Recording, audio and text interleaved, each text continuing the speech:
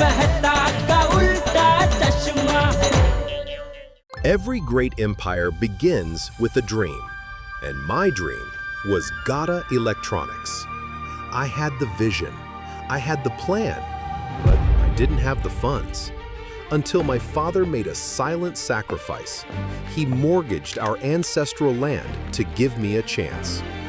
Moved by his trust, I vowed to reclaim our legacy in 30 days. The foundation was laid. My dream finally took shape. And with that, I set out to make this empire legendary. Welcome to Gata Electronics.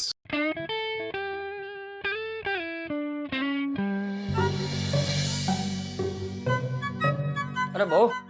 जी बापूजी। ये जेठे अभी तक आया नहीं है, तो उसका कुछ फोन बोन आया था कि वो लेट आने वाला है या ऐसा कुछ? नहीं बापूजी, फोन तो नहीं आया, लेकिन आप चिंता मत करो, टप्पू के पापा आते होंगे। लो, आ गए टप्पू के पापा। क्या हुआ भाई, बहुत थका हुआ लग रहा है? नहीं कुछ नहीं। कुछ टेंशन है? नहीं कोई टेंशन नहीं। फिर आप ऐसे क्यों लग रहे हैं? कैसा लग रहा हूँ? रोज आप दुकान से आते हो तो मस्त फुल्का रोटी जैसे लगते हो, लेकिन आज लंच बॉक्स में सुबह से क्या रोटी जैसे लग रहे हो। जेठालाल, सॉरी।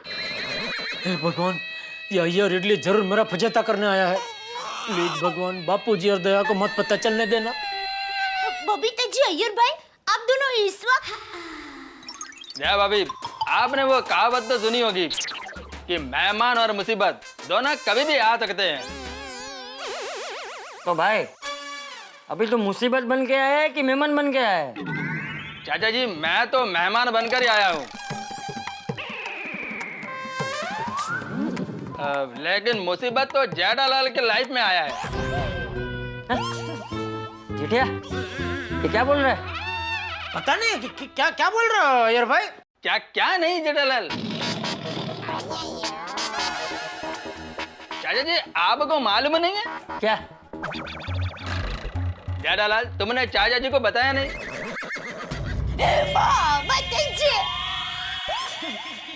के पापा, क्या हुआ? जय भाभी, आज जेठालाल के साथ बहुत बुरा हुआ। के पापा, हुआ क्या हुआ? जेठालाल, मेरे को मालूम था तुमने घर पर नहीं बताया होगा, इसलिए मैं आया। जेठालाल, टेंशन परिवार के साथ बांटना चाहिए, उससे वह कम हो जाता है। अरे भाई, अब बताएगा भी कि क्या हुआ? अरे चाचा जी, आज जेठालाल को एक लड़की ने बेवकूफ बना दिया। 36,500 रुपए का नुकसान हो गया चाचा जी। जेठिया, ये अय्यर क्या कह रहा है? वो बापूजी, वो दरअसल हुआ यूं कि मुझे एक बहुत ही अच्छा फोन चाहिए, 9 मेगापिक्सल, सबसे हटके होना चाहिए। या हाय बबीता, की करबे? आप बबीता जी को जानते हैं? जी, वो मेरी बहुत अच्छी फ्रेंड है। आई थिंक मैं अपना मिनी पर्स तो घर पर ही भूल आई हूँ। उसमें मैंने अपना क्रेडिट कार्ड और कैश रखा था। आप मोबाइल ले जाइए, पैसा आपको लेके दे जाना।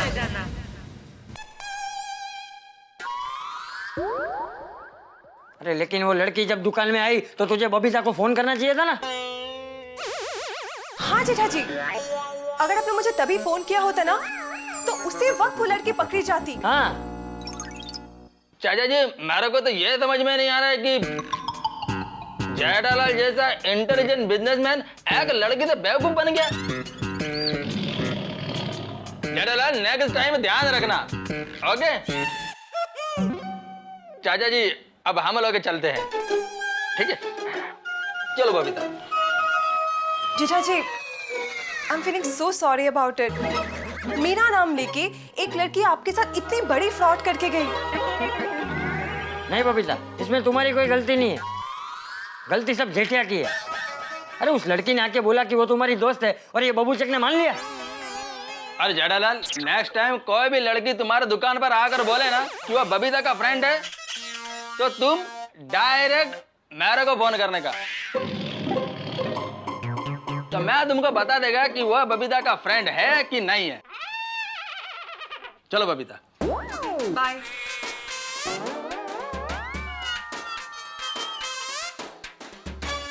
जेठिया, इतनी बड़ी बात हो गई और तू हमसे छुपा रहा था। वो आप लोगों को टेंशन ना हो इसके लिए मैं नहीं बता रहा था बापूजी। उसमें टेंशन क्या, अब जो हो गया सो हो गया।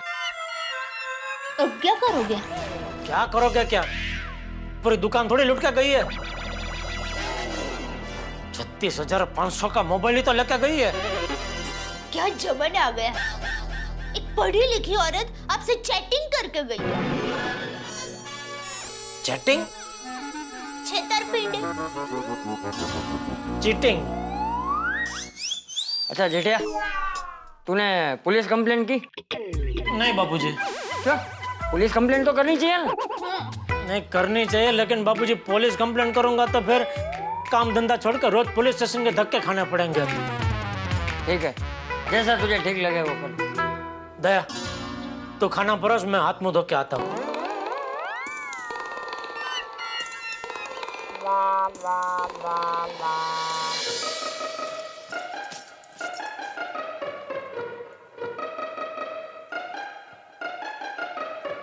टप्पू के पापा, सोना नहीं है तो चलिए।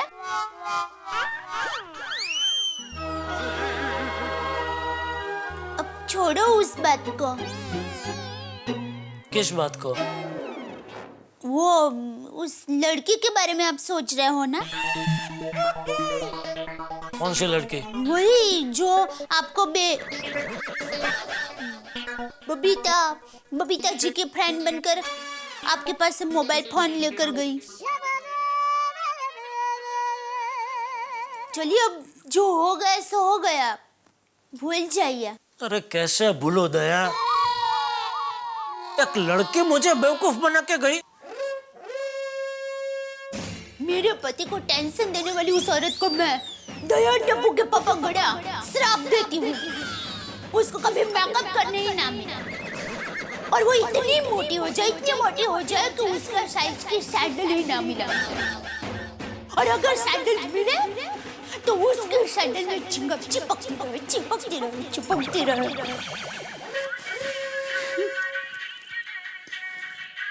अरे लट्टू काका का फोन इस वक्त?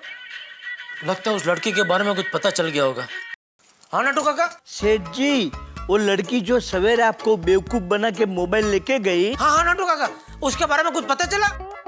नहीं, पता अभी तक चला नहीं है, लेकिन पता चल सकता है सेठ जी। कैसे? मेरे ध्यान में एक अघोरी तांत्रिक बाबा है, वो उस चालू लड़की का पता लगा सकते हैं। सिर्फ 2,000 रुपए लेंगे। बराबर है, एक चालू लड़की का पता एक चालू तांत्रिक लगा सकता है ना। हाँ तो हाँ नट्टू काका, मुझे किसी के बारे में कुछ पता नहीं लगाना है। सेठ जी ऐसे ना नहीं बोलते। देखिए, सुबह तक सोच के बताइए। वैसे भी आपको रात भर नींद तो आने वाली नहीं है। चलो Seth ji, I am going to sleep now. Good night, sweet dream. Neeraj को कौन आया होगा?